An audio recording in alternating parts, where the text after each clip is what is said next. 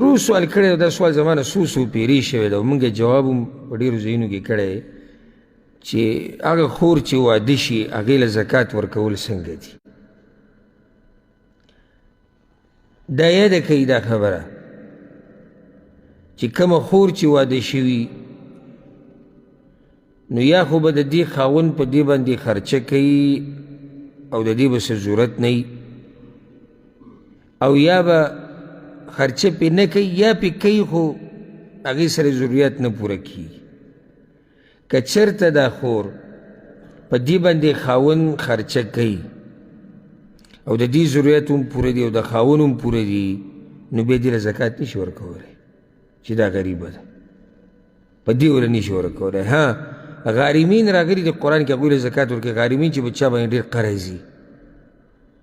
او د هغه څه طاقت نه اوس دا خور صحیح د خاوند پې خرچه کوي او هر څه برابر دی او کېدي چې قرض پې ډېر نو ده بیا د فقر د لاسه ته نه ورکوي د غریبۍ د لاسه څه د لاسه وله ورکوي چې قرض پې دی. دویم که چېرته د خاوند دا خرچه دې دپاره پوره نه یا پې د سره خرچه نه کوي یا خاوند غریب دی نو په دې ټولو حالاتو کې خور له زکات ورکولی شي بلکې هغه ډېره حقداره ده د پردو نه. که حدیث کې دا راځي امام احمد راوړی دی الصدقة فی المسکین صدقه غریب له چې ته صدقه ورکړې دا صرف صدقه ده وفي ذي الرحم او چې خپل لی ورکې نو صدقه وصله نو دا خپلولي پالل هم دي او صدقه هم ده. نو انسان خپل خور له زکات ورکولی شي چې غریبی رور له چې غریبی فقیری تره شو ترور شوه یا نور خپلوان شو صرف په چا له زکات نه ورکوي دا قانون یاد کړه کم چې ستا نه بره دي او کم چې تا نه لاندې دي. بره څوک دي؟ صرف پلار دی مور او بیا برزه او لاندې څوک دي؟ بچي دي او بیا لاندې ځه چې څومره کته ځي. ولې؟ ځکه چې په تا لازم دي چې په دوی به خرچه کوې نو چې کله ته دوی له زکات ورکې نو ځان بچ کې د هغه خرچې نه چې کوم الله په تا لازم کړې ده. او بله او یو سړي له به حیا نه ورځي چې مور پلار له به زکات ورکوي. دا ما ته یو پیر یو کس ټلیفون کړی و ښه ما په کېدای شي تاسو ته ویلي ما ته ټلیفون کړی وي دا فطرانه وي خپل مور پلار له ورکولی شي فطرانه مور پلار له ورکولی شم او که نه هغه ته خو بیا ما ښه خبرې وکړې خو دا زړه مې دومره خفه شو او چې د رښتیا ویم په هغه ورځ ټوله ورځ زما د طبیعت څخه ګډوډ سړی وایي چې یا الله چې دې مور پلار دا خپې ما ښکل کړي او ما ورته د سترګو دا باڼه یې ښودی او دوی پې ګرځېدی او ما ځان خاورې کولی او دوی له مې راوړی خو دی اوس ما نه سوال کوي چې دا فطرانه نو ستا فطرانه ده څومره او تا له حیا نه درځي چې ته به مور پلار له وریجې او دغه ویسې غنم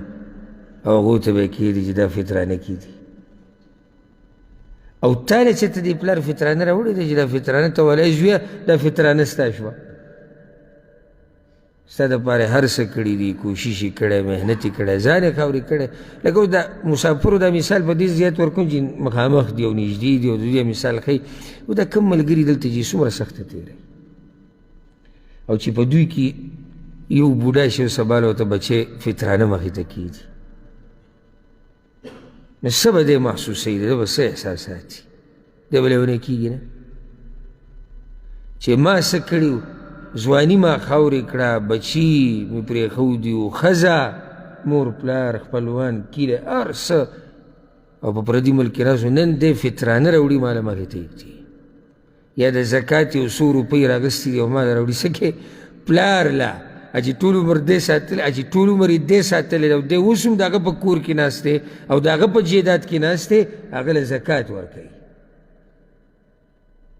داسې بې حیا او داسې بې ادبه خلک ګوره شتي دا نه چې نشتي نو ګوره د دوی نه پکې هم کم شتي ګوره له دوی سره لا ده سره پکې لا بیا هم دا غم دی چې څه وله ورکوم فطرانه او چې د کور نه یې وشړي چې بلکل بهر کې او چې کله جګړه په دې روانه وي الله اکبر چې مور پلار به چا سره اوسېږي. د دې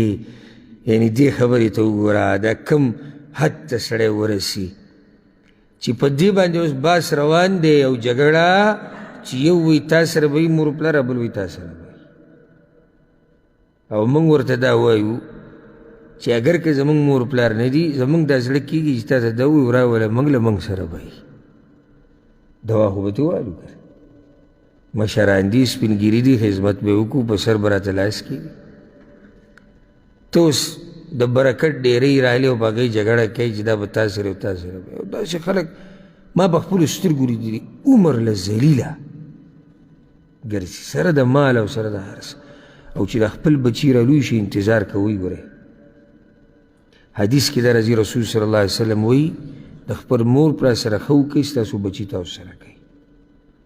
او ځان صفا ساتئ د غلطو کارونو نه ستاسو ښځې به ځان صفا ساتي د غلطو کارونو. نو ته دا مه وایه چې ما نن وکړه قصه دې ختمه شو. نن دې وکړه سبا تا سره کېږي او انتظار یې کوه. دا نه پاتې کېږي. دا ما لیدلي په خپلو سترګو تاسو به هم لیدلي او چې چا د مور پلار دپاره ځان قربان کړی دی د هغه بچو د هغه نه ځان قربان کړی بل هغه لیدلي چې زما دا پلار څه کوي د خپل پلار سره نو د ده په ذهن کې دی چې زه به هم دا کوم چې کله دې دغه ځای ته ورسي نو چې تا ویني او ته د پلار قدر کړي او ته د مور خپې ښکل کړي او ته د هغې خدمت کوې نو دوی وایي چې موږ به هم داسې کوو بیا قشان کوي. نو مور پلار له زکات ورکولی شي؟ ولې نشي ورکولی؟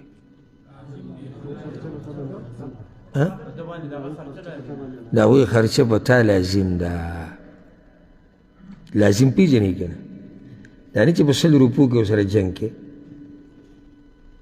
عجیبه دا ده چې د ښځې سره ګوره بحث نه کوي چې دا پیسې چې ما در لېږلې وې دا څنګه ختمې شوې د بچي سره او زوی ورته وایي ما در راولېږه ایفون او ما در راولېږه سامسنګ موبایل او ما در راولېږه ګاډی او سکوټر او دی ځان لیونی کي دله دا پیدا کوي او پلار غریب دی چې د 500 روپۍ شپږو میاشتو کې لېږلي او دا بې حیا د هغه نه تپوس کوي وایي تا له خو ما 500 روپۍ در لېږلې وایي تا په څه ولګولې ویې لګولې ته نورې ولېږه او بیا نورې ولېږه او بیا نورې ولېږه او ځان قربان کړي. وریې ده ورته ووایه وایه بابا ښه مزې یې پرې وکړه زه هم ستا یم او دا پیسې هم ستا دي دوایي پرې ځان له واله هغه هم خادي پرې کوه د دې ملګرو خواله ورشه عبادتونه وکړه په هغې کې یې ولګوه عمرې له پرې لاړ شه حج له پرې لاړ شه چې څه وې موږ حاضر یو. نو دی به د پلار سره به 500 روپاټو کې حساب شروع کړی څنګه او مور ته به ولي نو الله یې زموږ په حال رحم وکړي. زما دا خبرې به غلطې نه وي که نه داسې خلک نشتي شتي داسې خلک. نو بره اصول چې کم دي د کمو نه چې ته پیدا یې دوی ته زکات نه ورکړی کېږي او بیا چې تا نه کم پیدا دي دوی ته هم زکات